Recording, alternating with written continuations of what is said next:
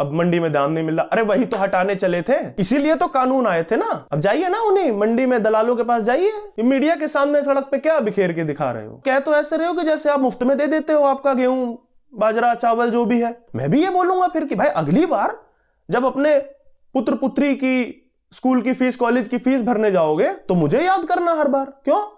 क्योंकि वो पैसा मेरा है जो मैंने तुम्हें दिया है। तुम जो बेचने आए थे उसका मैंने तुम्हें पैसा दिया, तो जब भी वो पैसा यूज करो मुझे याद करना। एक दिन पहले एएनआई के रिपोर्टर को पीटा है इन लोगों ने, तो लोगों के धैर्य की परीक्षा न ली जाए। ये बहुत एक छोटा सा उदाहरण था कि अगर आप जनता के पेशेंस को टेस्ट करेंगे तो आपको क्या रिपरकशंस देखने को मिलेंगे। नमस्ते दोस्तों, हफ्ते भर से जो अन्नदाता 2.0 आंदोलन प्रारंभ हुआ है और पुनः दिल्ली के बॉर्डर्स को घेरने के प्रयास में एक बार फिर अन्नदाता आ गए हैं। बॉर्डर पर लड़ रहे हैं पुलिस से, ड्रोन गिरा रहे हैं टेनिस बॉल से, किस तरह की हास्यास्पद मांगे रखी हैं, ये सब तो आपने जान लिया होगा। समाचार आप रोज देख रहे होंगे, समाचार पत्र में पढ़ रहे होंगे। इस वीडियो में हमें चर्चा करेंगे कि किस तरह इनका ये कथित अन्नदाता 2.0 आंदोलन भीषण विफल इस बार होने वाला है, इनके अपने ही कारण। दूसरा कि जनता जो दिल्ली एनसीआर की खास करके है, देश भर की भी और दिल्ली एनसीआर की खास करके, वो कितनी त्रस्त हो चुकी है और वो इस बार किस मूड में है इनको लेकर, इस कथित आंदोलन को लेकर। और तीसरा ये कि सरकार इस पर क्या करे। वैसे तो पिछली बार भी बड़ा तगड़ा मास्टर स्ट्रोक मारा था, इस बार किस तरह के मास्टर स्ट्रोक मारे जो सच में मास्टर स्ट्रोक हो, उस विषय में चर्चा करेंगे। आप अगर इस चैनल पर नए आए हैं तो चैनल को सब्सक्राइब करना ना भूलें, वीडियो अगर अच्छा लगे तो लाइक अवश्य करिएगा और कमेंट करना ना भूलिएगा। तो सर्वप्रथम इनकी मांगे जो हास्यास्पद हैं वो तो बताने की शायद मुझे आवश्यकता नहीं है, आपने जान ही लिया होगा कि पेंशन मांगी जा रही है भैया अपने ही भूमि में काम करने की। मतलब मेरी खुद का खेत है, उस पर मैं काम करूंगा 60 साल बाद, मतलब 60 साल का जब मैं हो जाऊंगा उसके बाद मुझे पेंशन दी जाए सरकार की ओर से 10,000 रुपए। तो बढ़िया है। सरकार तो जहां एक और सरकारी नौकरियों से पेंशन हटा रही है धीरे धीरे, जो कि बिल्कुल मैं इसका समर्थक हूं, कोई मतलब नहीं है। 60 वर्ष तक आपने कमाया है, जितना भी कमाया है, चाहे आपने 5,000 रुपया कमाया, 50,000 महीने का, 5 लाख, आपने उसे उसी लेवल पे, उसी स्तर पे आप इन्वेस्ट करते गए अपने बौद्धिक स्तर के अनुसार, और उसके बाद आप उसका किस तरीके से प्रयोग करेंगे, ऐसे ही जीवन चलता है। प्राइवेट नौकरी में कोई पेंशन नहीं होती, तो ऐसा नहीं है ना 60 साल की आयु के बाद वो लोग भूखे मरते हैं।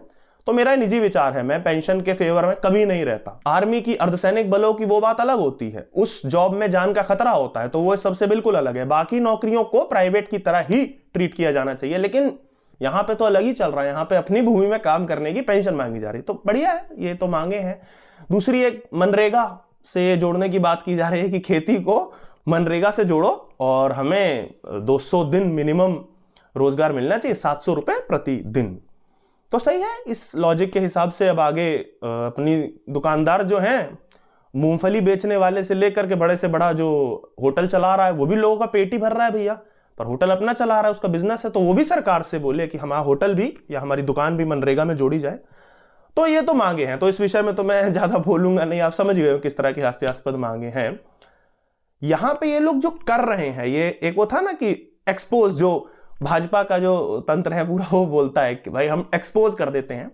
देखा जाए तो वो कुछ एक्सपोज नहीं करते। पिछले जो आंदोलन था उसमें उन्होंने कुछ एक्सपोज नहीं किया, इन्होंने जो किया स्वयं किया, और इस तरीके की मांगे रख के ये स्वयं ही अपने आप को एक्सपोज करते हैं कि आपके आंदोलन में कोई दम नहीं है, आप केवल वही खलियारपना है कि आप इतनी बड़ी बड़ी ये ट्रकों की फ्लीट लेकर के, ट्रैक्टरों की फ्लीट लेकर के आप आ गए हो दिल्ली के बॉर्डर पे कि हाँ भैया हम बैठेंगे, साल भर के लिए आए हैं। तो जो मैंने बात कही, सरकार का इसमें कोई रोल नहीं है, इनका स्वयं आंदोलन अपनी ही वजह से फेल होने वाला है। सरकार तो पिछली बार का आंदोलन भी खत्म करने में बिल्कुल इनकम्पिटेंट रही थी मेरे विचार में। उन्होंने तो कानून वापस ले लिया। ऐसे थोड़ी होता है, ये थोड़ी चलता है लोकतंत्र में कि भाई आप चुन के 300 सांसद आपके गए हैं, आपने कानून पारित कराया, क्योंकि कुछ दलालों को वो पसंद नहीं आया, उन्होंने कुछ लोगों को खड़ा किया, सड़क जाम कर दिया, आपने बोला नहीं नहीं हम कानून वापस। ये तरीका नहीं है लोकतंत्र में, तो आप तो विफल रहे थे। ये एक्सपोज कैसे हुए? ये लोग एक्सपोज हुए उसके बाद जो हुआ उसके कारण लोगों के पास वीडियो आई ना इस तरीके की कि फिर शिमला मिर्च बिखेर रहे हैं सड़कों पे, प्याज बिखेर रहे हैं, अरे भैया हमको दाम नहीं मिल रहा, अब मंडी में दाम नहीं मिल रहा। अरे वही तो हटाने चले थे, इसीलिए तो कानून आए थे ना। अब जाइए ना उन्हीं मंडी में दलालों के पास जाइए जिनके कहने पे आंदोलन करने बैठे थे कि हमें कानून रद्द करा दिए, तो करा दिए, तो अब उन्हीं से शिमला मिर्च का पैसा मांगो। ये मीडिया के सामने सड़क पे क्या बिखेर के दिखा रहे हो। ये भी एक कारण रहा इस तरीके की वीडियोस आना। तो लोगों को, आम जनता जो थी वो उससे हो गई कि भाई तुमने कानून भी रद्द कराया, उसके बाद तुम ये नौटंकी भी दिखा रहे हो शिमला मिर्च बिखेर के, अरे यार दाम नहीं मिल रहे। इस बार वही जनता चाह रही है कि नहीं, इनकी ना मानी जाए अब मांग। पहली बात तो मांगे ही इस तरीके की हैं, पर जो भी है वो ना मानी जाए। एक और मजेदार एक तथ्य निकल के आया है कि अजीत अंजुम को इंटरव्यू दे रहे थे राकेश टिकैत जी। राकेश टिकैत तो खैर इस बार मतलब अलग मोर्चे पे हैं, दिखाई नहीं दे रहे, पता नहीं भैया लात खा के भगा दिए गए कि यार तुम रोब हो जाते हो यार, आंदोलन कमजोर करा देते हो, क्या पता ऐसा कर दिया हो। लेकिन सिंगू बॉर्डर पर नहीं दिखे इस बार, अपना वहीं कर रहे थे। मुजफ्फरनगर में भी थोड़े बहुत 2-4 किसान लेके, अब तो मुझे लग रहा है किसान भी इनके उसमें नहीं आ रहे होंगे झांसे में कि भाई तुम जाओ यार, हर बार का तुम्हारा यही है, तुम्हारे पास तो कुछ काम धाम है नहीं, हमें ही करने दो। तो वो राकेश टिकैत जी साक्षात्कार दे रहे थे अजीत अंजुम जी को, तो उसमें वो होता है ना कि फ्लो में बोल गए, तो फ्लो में वो ये बोल गए यहाँ पे कि उन पे ये आरोप लगा रहे थे अजीत अंजुम, कह रहे तुमने डाइल्यूट करा दिया आंदोलन और तुमने तो लखीमपुर में ये किया था वो किया था, आपने ऐसा क्यों किया। तो उसमें वो फ्लो में बोल गए कि अरे ऐसे भी तो लोग थे ना वहां पे जो टिकट मांग रहे थे। तो उनका एक तरीके से कटाक्ष था, उसमें थे कई ऐसे किसान लीडर कथित तौर पे पंजाब के, जिन्होंने पंजाब चुनाव में फिर टिकट की, उनके अंदर ख्वाहिश थी कांग्रेस पार्टी से, तो वो सामने आ गया। तो कल उस चीज के ऊपर अपना गाली खा रहे थे कि यार देखो एक और सिद्ध हो गया कि ये आंदोलन जो था राजनीतिक था। और ऐसे कई समय समय पर प्रूफ देखने को मिले जिससे जनता में ये संदेश गया कि भैया सीधे तौर पे कोई किसान विसान नहीं थे, ये वहां नेता बैठे थे, दलालों ने बिठाया था, मंडी के दलालों ने, और अपनी नेतागिरी चमकाने बैठे थे। तो ये भी एक इस चीज ने आग में घी का काम किया जनता के बीच की, मतलब छवि उनकी साफ हो गई, परतें हट गई कि नहीं कोई आंदोलन नहीं है, नौटंकी है। एक और फैक्टर जो पिछली बार था वो ये कि लोगों के भीतर थोड़ी बहुत सांत्वना थी, मतलब शहरों में रहने वाले और रोजमर्रा की नौकरी पेशा लोग, कि ठीक है यार किसान है, एक गरीब की किसान की छवि बनी हुई थी कि हाँ भाई किसान है, उनकी बातें मांगी जानी चाहिए। और एक और फैक्टर यह था कि सीएए की भांति इन कानूनों को लेकर भी कंफ्यूजन पैदा किया गया था कि सब कुछ हट जाएगा, तुम्हारी जमीनें जो हैं उद्योगपति ले लेंगे, ये हो जाएगा वो हो जाएगा शुरू में। तो कुछ लोग सांत्वना की नजर से उस आंदोलन को देख रहे थे, उसी तरह जिस तरह सीएए में लोग सांत्वना की नजर से देख रहे थे कि अरे यार ऐसे तो मुसलमान की नागरिकता ले लोगे। लेकिन वही होता है, एक समय के बाद जब परतें खुलने लगी, लोग भी जानने लगे, मीडिया में चर्चा होने लगी कि भाई क्या कानून है, वही सीए में हुआ था, दंगे हो गए, लोग मर गए, दिल्ली जली, फिर बाद में पता चलता है कि यार ऐसा तो कुछ था ही नहीं, कौन से मुस्लिम की नागरिकता ली जा रही है, भारतीय मुसलमानों का कोई लेना देना ही नहीं था उस कानून से। उसी तरह इसमें भी हुआ, जब लोगों ने कानूनों के विषय में पढ़ा तो एक नॉर्मल आदमी ये सोचा अरे यार तो तुम्हारे फायदे का था भैया, तुम क्यों इसको लेकर गए। फिर लोगों के सामने आया कि यार ये तो राजनीति है। तो ये भी एक बड़ा फैक्टर था कि इस बार लोगों में 1% सांत्वना नहीं है, पिछली बार जो थी। दूसरा एक और कारण सांत्वना कम होने का या समाप्त होने का कि जनता ने लाल किले का यह उपद्रव देखा। पिछली बार दीवार फांद कर अपनी जान बचाते पुलिस वाले देखे, पुलिस वालों पर ट्रैक्टर चढ़ाने का प्रयास करते ये कथित किसान के भेष में गुंडे देखे। तो यह भी एक कारण था कि जनता के बीच अब ऐसी स्थिति पैदा हो कि भाई अब उन्हें लग रहा है बोर मत करो यार, वो न्यूज में देखना नहीं चाहते। ये सब बंगाल की खबर चर्चा में आ गई है, संदेश खाली में जो हो रहा है वो नहीं देखना चाह रहे कि भाई मत दिखाओ हमें रोज रोज की टीयर गैस मारे है, मारा ठीक है निकालो लोग, मैं आगे दिखाऊंगा आपको लोगों के रिएक्शन क्या है। वो तो कह रहे हैं इनको भगाओ पीट के, ये लोगों के बयान है। एक और फैक्टर है मजेदार, गिल्ट ट्रिप, वही जो मैंने प्रारंभ की वीडियो जिस बात से अन्नदाता, ये लॉजिक कहां से आ रहा है भाई। तमाम तरीके की ऐसे चीजें लिखी जा रही हैं कि पिछली बार तो ये हुआ था कि अन्नदाता, आपने भी स्टिकर देखे होंगे, दिल्ली एनसीआर वालों ने तो खासकर वो फॉर्च्यूनर के पीछे लिखा हुआ नो फार्मर नो फूड। तो भाई ये फॉर्च्यूनर बेच के उसको दे आप बीज के पैसे। उन्हीं से कहना चाहता हूं मैं, वो जो बड़ी बड़ी गाड़ियों में मस्त अपना पीछे लिख रखा, तुमने स्टिकर लगवा लिया, तुमने तो 50 रुपए का ये लगवा के कौन सा क्रांति करेगा, इसको बेच, इसका एक टायर बेच देगा ना तो उसका साल भर का बीज का जुगाड़ हो जाएगा। वो तू नहीं दे रहा, वो मोदी दे रहा है 2000 रुपया जो डाल रहा है, चलो फिर कोई बात नहीं है, तो बेकार सब वो चीजें हैं, राजनीति है, कहां पढ़ना है इसमें, स्टिकर लगा लो। इस बार एक नया आया है, ये सब पोस्ट चल रहे थे, देखो ये फोटो लगा दिया कि अगली बार जब तुम ऐसा भोजन करो तो इसको याद करना। भैया ठीक है ना, इस तरीके के लॉजिक पे आदमी नहीं रिएक्ट करना चाहता कि यार वही है, कुछ बोलूंगा तो बवाल हो जाएगा, वही जो चलता है ना कि भाई अकेला बोलूंगा तो बवाल हो जाएगा। लेकिन जो तार्किक है वो बोलना तो पड़ेगा। ये किस तरह का लॉजिक है भाई? मतलब कह तो ऐसे रहे हो कि जैसे आप मुफ्त में दे देते हो आपका गेहूं, बाजरा, चावल जो भी है, आप मुफ्त में तो बांट नहीं रहे। धंधा है ना, आप भी 4 पैसा कमाने के लिए करते हो ना, वो पैसा आपके काम आता है। तो वही है, इस तर्क के हिसाब से चले तो मैं भी ये बोलूंगा फिर कि भाई अगली बार जब अपने पुत्र पुत्री की स्कूल की फीस, कॉलेज की फीस भरने जाओगे तो मुझे याद करना हर बार। क्यों? क्योंकि वो पैसा मेरा है जो मैंने तुम्हें दिया है। तुम जो बेचने आए थे उसका मैंने तुम्हें पैसा दिया, तो जब भी वो पैसा यूज करो मुझे याद करना, जैसे मैं जब भी भोजन करूं तुम्हें याद करूं। तो ये लॉजिक तो फिर कोई भी दे सकता है। तो ये गिल्ट ट्रिप भी एक बहुत बड़ा कारण रहता है। चीजें मतलब हमको पता नहीं चलता, सबकॉन्शियस लेवल पे हिट करती हैं सबको कि यार ये मत करो, वरना फिर है सम्मान हमारा वही देश है, जय जवान जय किसान ही कहता है।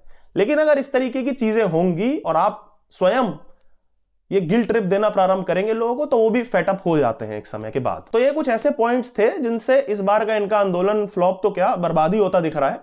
कुछ मिडिल ग्राउंड पकड़ेंगे। ये कौन सा तरीका हुआ कि तुम लेकर के बोरिया बिस्तर आ गए, चलो बॉर्डर घेरेंगे। ठीक है भाई, अब गुंडाई का जवाब तो फिर गुंडाई से ही होता है, आप तैयार रहिएगा उस चीज के लिए।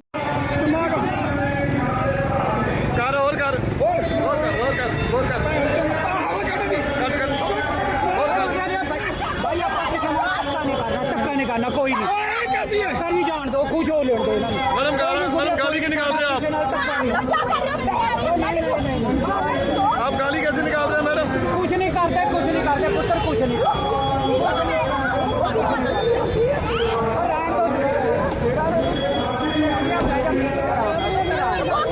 कोई गल नहीं, हटा रहे हैं ना,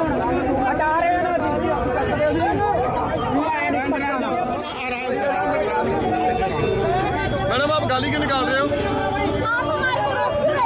तो ये वीडियो दिल्ली हरियाणा बॉर्डर क्षेत्र वहीं का था। ये लड़की कहीं जा रही होगी, इनका कथित तौर पे भारत बंद का ऐलान था, जाम लगा रखा था, या उसकी गाड़ी के आगे आए, उसने इन्हें मिडिल फिंगर दिखाया और उसके बाद बीच में कुछ कहा सुनी हुई जिसमें कहा जा रहा है कि लड़की ने गाली गलौज कर दी। तो उस पे उसको संस्कार सिखा रहे थे। अपने आप में हास्यास्पद हो गया, वामपंथी किसी को संस्कार सिखा रहे हैं कि भाई अरे बूढ़े आदमी से तुमने कैसे बात। अच्छा, leftist should be the last ones to teach someone morality और anything, should be the last ones. तुम ज्ञान दोगे वामपंथी हो, तुम ज्ञान दोगे किसी को कि संस्कार कैसे हैं? तुम रहने दो भाई, तुम्हारी औकात नहीं है इस तरीके की, तुम्हारी शब्दावली है तो तुम किसी को मत बताओ कि कैसे बोला जाना चाहिए किसी बूढ़े आदमी से, गाड़ क्यों काट रहे हो ये वो करके, तुम रहने दो। आगे मैं इसको डिफेंड नहीं करना चाहता, मुझे कुछ नहीं पड़ी इस वीडियो को डिफेंड करने की, लेकिन इस लड़की ने जो वहां पे किया वो मेरे ख्याल से किसी भी नॉर्मल 9 to 5 जॉब करने वाले, किसी भी तरह की नौकरी करने वाले, काम पे जाने वाले, मेरे जैसे आप जैसे आदमी का प्योरेस्ट इमोशन था, ये बात मान लीजिए। और एक ये लॉजिक बड़ा वियर्ड सा आया है कि भाई ऐसे बूढ़े आदमी से कैसे बोले। ये कहां से आया हमारे समाज में नियम कि भाई बूढ़ा आदमी जो है मूर्ख नहीं हो सकता, बदतमीज नहीं हो सकता? कहां से आया है लॉजिक? थोड़ा सा पचाने में मुश्किल होगी, लेकिन आप स्वयं सोच के देखिए, क्या मतलब 70-80 साल के लोग मूर्ख नहीं हो सकते? ये कहां से? और आपको क्या पता उस वीडियो से पहले उस बुढ़े आदमी ने क्या किया उसके साथ? आपको क्या पता? क्या पता उसने गाली पहले दी हो। हमने इस तरीके के वीडियोस बहुत देखे हैं, आजकल बहुत चलते हैं सोशल मीडिया के टाइम, इधर से काटा उधर से काटा। लेकिन ठीक है, मैं मानता हूं गाली दी थी, तो कौन कहता है भाई 70 साल का आदमी बदतमीज नहीं हो सकता? उम्र से क्या फर्क पड़ता है किसी के विवेकपूर्ण या मूर्ख होने में? हाफिज सईद बूढ़ा था, सफेद दाढ़ी थी, बाप बना लो उसे, बाप कहना शुरू कर दो। ये लॉजिक बताने वाले। ओसामा बिन लादेन भी बूढ़ा था, उसे भी फूफा बना लो भाई। होंगे ना, अनुभव से ही सारा ज्ञान होता है। अगर भगत सिंह हैं, आजाद हैं, ये लोग तो बलिदान हो गए थे 23-24 साल में, तो इनमें तो बुद्धि नहीं होगी? अरे कहां इनको कुछ पता था? अगर इसी लॉजिक से चलें तो ये थोड़ा सा एक हमारा सामाजिक ताना बाना थोड़ा बिगड़ा हुआ है। हम ये मान लेते हैं कि अनुभव से ही सब कुछ होता है। मैं मानता हूं, ठीक है, अनुभव बहुत बड़ी चीज है, लेकिन और भी बहुत फैक्टर होते हैं एक व्यक्ति के बुद्धि विवेक चेक करने में। 70-70 साल के मूर्ख लोग होते हैं, मर जाते हैं, अकल नहीं आती, और 20-20 साल के वो कहते हैं ना सियाणे, तो वो भी होते हैं। तो ये तर्क यहां पे ना दिया जाए कि अरे बूढ़े आदमी को गाली कैसे दे सकते। हाँ, क्या हुआ, बदतमीजी कर रहा था, दे दी गाली, क्या हुआ। और दूसरी चीज जो मैं बार बार कह रहा हूं कि यही प्योरेस्ट इमोशन है, बस उस लड़की ने उसे एक्सप्रेस कर दिया अपने टर्म्स पे।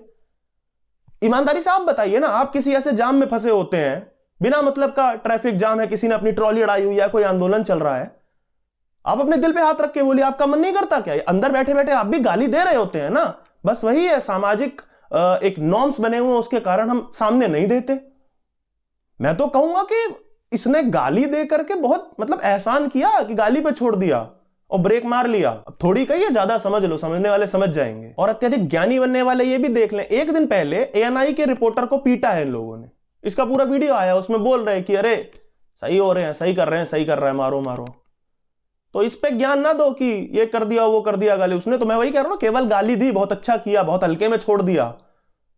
जब ये हुआ था हरकत, मैंने एक दिन पहले यही मैंने ट्वीट किया था कि आप लोगों के धैर्य की परीक्षा मत लो।